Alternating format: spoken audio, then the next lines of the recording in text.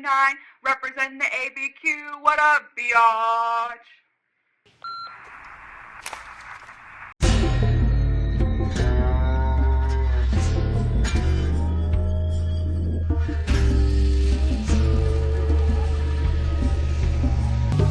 So we're going to start with some more obvious ADHD symptoms, like being unable to sit still and constantly fidgeting. This could be from the drugs, but also a sign of ADHD sensory seeking. Another one is wearing bright colors and listening to loud music, which is another way for ADHDers to sensory seek. Sensory issues. Baggy clothes could suggest sensory issues with tight clothing, because tight clothing can make ADHDers uncomfortable. And one example of vocal stimming is when Jesse says bitch or yo. He wants Walter to like him even when he does horrible things. He craves the validation of his parents even though they disregard him as a loser druggie and constantly compare him to his brother. He wants Hank to help him and help save him after Hank finds out that Walt is Heisenberg. And he wants Hank to help him even when he treats him like the loser druggie, quote unquote, that his parents thought he was. I love this show's realistic portrayal of addiction being all-consuming, and that it doesn't romanticize drug use. People with ADHD will often self-medicate with drugs because their brains are deficient of dopamine. So stimulants can actually have a calming effect. And for example, I don't know if I can say this on YouTube, but when I first smoked marijuana in high school, it was the calmest and quietest my brain had ever been.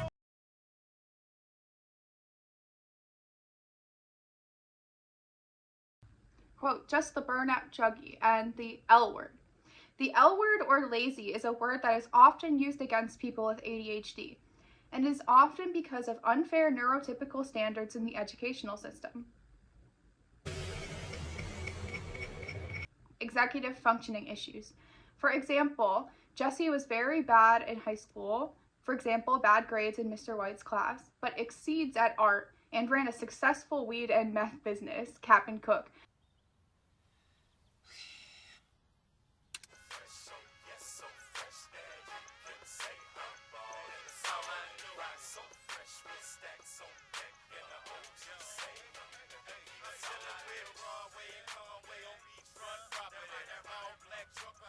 MILFs. And had dreams of becoming a carpenter, creating his own art.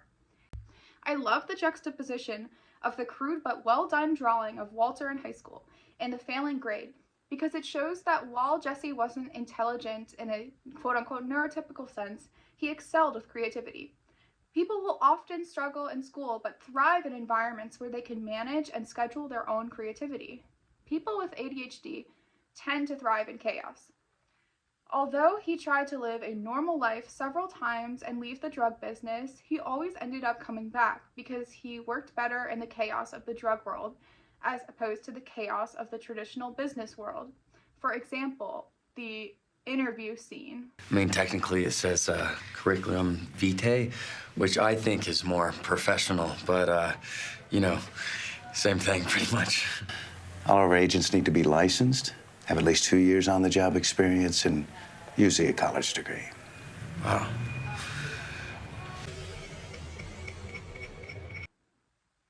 Another example of ADHD is hyperfocus. Jesse is his happiest when he is engulfed in creating something, whether that is steps of cooking meth, those meth cooking montages, or imagining carpentry in his head. On a related note, it's probably easy for him to cook all day for Gus Fring because people with ADHD often suffer with time blindness, meaning that if he is super hyperfixated on something, he might not notice the time go by at all. Hyper-empathetic. Even though Jesse is entrenched in the drug world, he still remains extremely affected by all the violence that happens. People with ADHD are often extremely empathetic because of heightened emotions. One thing I really like about Breaking Bad is that they are not afraid to show Jesse crying and being vulnerable. At a time when it was definitely more expected for a man to put on a more macho persona. It makes his character feel real and relatable, in a show that you sort of have to suspend your belief for it to work. That's why I think so many people love Jesse as a character, because he shows a reliability and vulnerability in men's mental health that media and Hollywood will often steer clear from. He is often shown crying and never goes back to the way he was in season 1 after he kills Gale. The high of ADHD. One of the main themes of Breaking Bad is vices. Marie has her vice in shoplifting, Skylar's is smoking while pregnant, and cheating with Ted. Hank's is being able to exert power and toxic masculinity over others, and of course, Walter's is Breaking Bad. While the show deals with drugs in a traditional sense, it's also about the next high. In the same way, people with ADHD have low dopamine receptors, so they need to chase their next dopamine rush. Whether that be eating the same comfort food every day, a new crush, or listening to the same song over and over. Jesse is always searching for something more. He needs the unhealthy dependence on Walter, the rush of the drug business, and the excitement of the drug life, i.e. strip club, until he realizes that he's gone too far and wants to stop, but is stuck in a toxic cycle with Walter/Heisenberg. With ADHD, we are never satisfied, and that is why we will start new hyperfixations and quickly abandon them. Heightened Intuition. Neurodiverse people are often attuned to pattern recognition and can often have this almost scary gut instinct, almost a sixth sense of predicting how people will behave. As the show continues, Jesse becomes extremely good at reading how Walt will behave and knows when he's lying. He knows that Walt poisoned Brock deep down, but he wants to believe that Walt wouldn't be capable of such a heinous act as poisoning a child. One of the reasons that Fly is such a good episode is because of Jesse's strong intuition and Walt's weakness at lying. Because Jesse drugs Walt, Walter almost admits to letting Jane die, but he is too sociopathic to admit that it was his fault. Even when confronted with an act of almost religious coincidence, meeting Jane's father that night at the bar. ADHD and PTSD. After Jesse kills Gale, his first act of cold-blooded murder in the series, he is never the same. He throws massive house parties to try and chase the same high feeling that he had before the trauma. But because of how ADHD brains work, traumatic thoughts are often twice as likely to get stuck because the one-track mind has a hard time shifting focus. Jesse would play music from the giant speakers that he bought extremely loud in order to try and drown out the PTSD thoughts. But really the only way to help is through medication and therapy. The cycle of abuse. Unfortunately, neurodivergent individuals are often drawn to the attention of narcissists because of their hyper-empathetic nature. Because of rejection-sensitive dysphoria, we can develop people-pleasing tendencies, which stroke the ego of narcissists.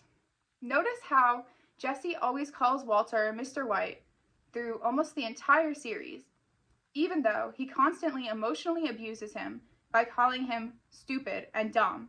Yeah, Mr. White! Yes, science! And one time he even infers that Jesse was dropped on his head as a baby. Is this just a genetic thing with you? Is it congenital? Did your mother drop you on your head when you were a baby? Jesse actually has emotional investment in Walt and sees him as the father he never had. Walter can only love Jesse as much as a narcissist can, by seeing him as a tool, an extension of himself, and discarding him when he no longer serves the purpose he wants. Being called dumb or stupid is especially triggering for someone with ADHD, because it is often something we have to hear, because we don't function in the same environments that neurotypical people do. Impulsivity driven by emotions. Trying to kill the gang members who killed Tomas in Season 3, Episode 12, Half Measures. Jesse was furious that the gang, working under Gus, killed Tomas, Andrea's little brother, after using him for drug deals. He impulsively decided to go after them alone, bringing a gun to take revenge. Walter ultimately saved him by running them over and killing them first. Jesse will often make emotional and impulsive decisions, which contrasts with Walt's crafty and scheming nature. Jesse throws out thousands of dollars of drug money all over the neighborhood because he doesn't want to have money that was earned over someone else's death.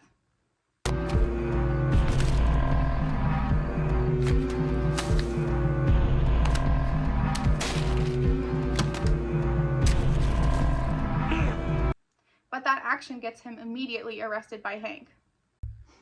Externalizing ADHD. Men with ADHD are more likely to show their anger and irritability outwardly, while women with ADHD will keep it internalized. Jesse will visibly get angry when he's on the verge of an emotional breakdown. ADHD and love interests. Instead of showing typical ADHD symptoms like limerence, obsession, and losing interest quickly, Jesse is actually an extremely good and loyal boyfriend who loves deeply. Romance and ADHD with Jane. Jesse and Jane connect over their shared interest in art. Neurodivergent people often find that hobbies and likes are extremely important in choosing a partner. But unfortunately, Jesse's impulsivity shows most clearly in how he starts to use heroin with Jane. It's not just a peer pressure. He wants to connect with her deeply, and in a moment of emotional vulnerability, he makes a rash decision that spirals out of control. His emotional dysregulation is clear after she dies. He completely breaks down, spirals into self-hatred, and can't function. ADHD brains feel emotions more intensely, and Jesse grieving Jane is an extreme example of that. Jane versus Andrea, how Jesse learns from his mistakes. With Jane, Jesse is reckless and spirals with her. With Andrea, he tries to do better. He distances himself for her safety, even though it hurts him. This shows ADHD pattern recognition. Sometimes it takes a painful experience for someone with ADHD to really learn from a mistake. But Jesse does grow from it.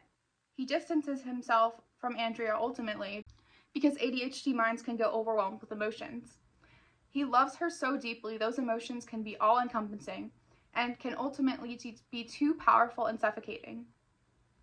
He knows he needs to back away for her protection. Ultimately, I am glad that Jesse gets his happy ending because there are a lot of ADHD individuals who we lose to drug and alcohol abuse. And that is why I think it is so important to have good representation of neurodiversity in film and TV shows, because whatever little there is still shows people struggling with these issues that you are not alone.